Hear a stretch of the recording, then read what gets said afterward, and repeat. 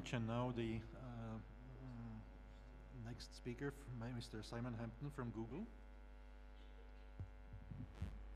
Thank you very much. It's a great pleasure to be here. The question was, is the framework, the readiness of the framework for the future development of electronic communications? I think we've heard from a number of electronic communications providers this morning that it probably is. There will be a bit more consistency. There will be a better spectrum regime. There's been so much talk about investment, I can only presume that there will be more investment as well. But the question really from my perspective is, will this be good for the knowledge economy? The attention as we go into the final hours of the negotiations, or at least let's hope so, institutional issues, that doesn't really bother me that much. But then we're left with the graduated response and the traffic management issues. This is what can sort of be simplified and combined into the control agenda. The agenda of those that wish to make sure that the internet is a controlled environment. Perhaps it's not such a surprise. This is the last legislative proposal of the I-2010 package, which was based on the idea that there was a win-win to be got from content needing networks and networks needing content. But what we've actually learned in the intervening years is that all of that overlooked the role of the user. And what the user wanted was a community, and they've built one.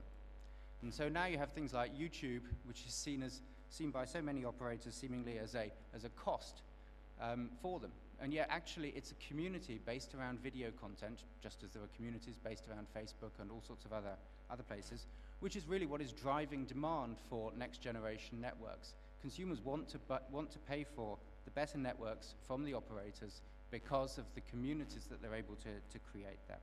Now, I don't think that, so if we didn't quite reach the initial ambitions of I-2010, I think that the Commission's already beginning to point the direction in a new and correct direction. Last year we had the communication on the future of the internet, where there was emphasis on Enterprise 2.0, collaboration. There was a huge emphasis on openness. The importance of openness in the networks is clearly vital. And then there was emphasis rightly on privacy and security. But the next ICT commissioner will also be framing their policies within the context of the post-2010 Lisbon agenda. And I think there we need to be even more ambitious in what we look for. The Commission a couple of years ago began to use the term fifth freedom. Now, this is powerful political rhetoric, but at the moment it really means free movement of academics and a certain amount of open access to knowledge that's been supported with public funding.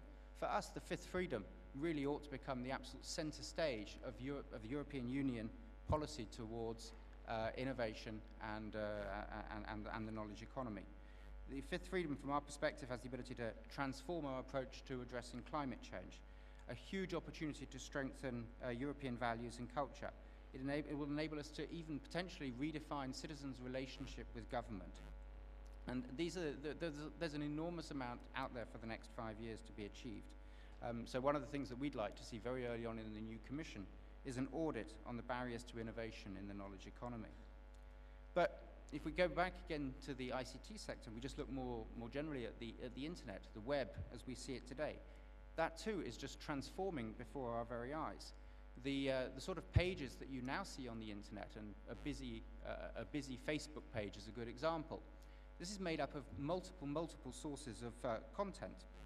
And so when you then when you think about that in the context of the cookie requirements that are being considered, or the fact that each of these different services that are come together on one web page may be subject to different traffic management regimes by operators, you begin to see the kind of the certain sort of perversity in what's happening here.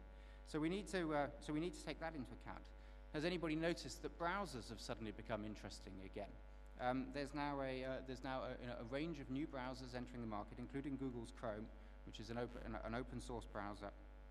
And you also have DG Competition looking at making sure that this market gets turned into more of a level playing field.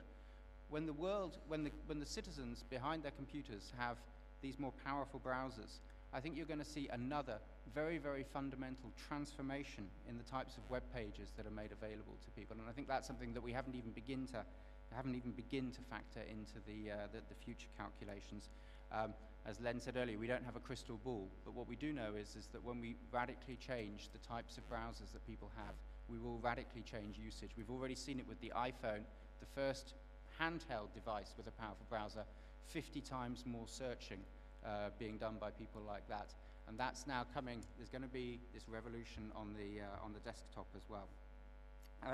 So what do we do about all of this then? Well, I was led to believe by many of the speakers that the glass is more than half full on spectrum. I mean, I'm still prepared to suspect that we've rather foregone some of the disruptive potential of real spectrum reform, but that's the decision that's been taken. What I would suggest is that we absolutely don't now foreclose regulators' powers before we understand the needs of the fifth freedom. There is no crystal ball. That's a wonderful thing. But what we do know is that the indications and the willingness to vertically integrate or to pick winners seems to be very strong. We heard from the speaker from T-Mobile this morning, the bulk, I quote, the bulk of his capacity is going to be managed. That means, as far as I could understand it, that the Skype situation in Germany will be the rule, not the exception. And that, I think, is something that we need to be a little bit concerned about. The any-to-any principle. If everything on the internet is increasingly a community, then of course we do need a modern any-to-any principle. It mustn't be one that's sort of geared towards and based on the old PSTN notions, because everything on the internet now is a communications world. We need to recognize that the internet doesn't respect borders. As we've seen from the roaming proposals, many operators like borders. We know that rights holders love borders. So it seems from my perspective that at the moment the traffic management rules provide a power for the commission to tell a regulator when they shouldn't do traffic management. It might be that we need a rule so that the commission can tell a regulator when they need to intervene to set minimum quality of service standards in the interest of the fifth freedom or the free movement of services. I don't mind which way you put it. And obviously implementation is going to be absolutely vital as we go forward. So much of what we're looking at in the future is unknown, and we're going to have to work through many of the questions. With the framework as our backdrop, we're going to have to work through those. So in conclusion, there's been a great debate about the needs of the telecoms industry. I wonder if the needs of the fifth freedom have been heard. We can't simply give lip service to telecoms as an engine of productivity growth.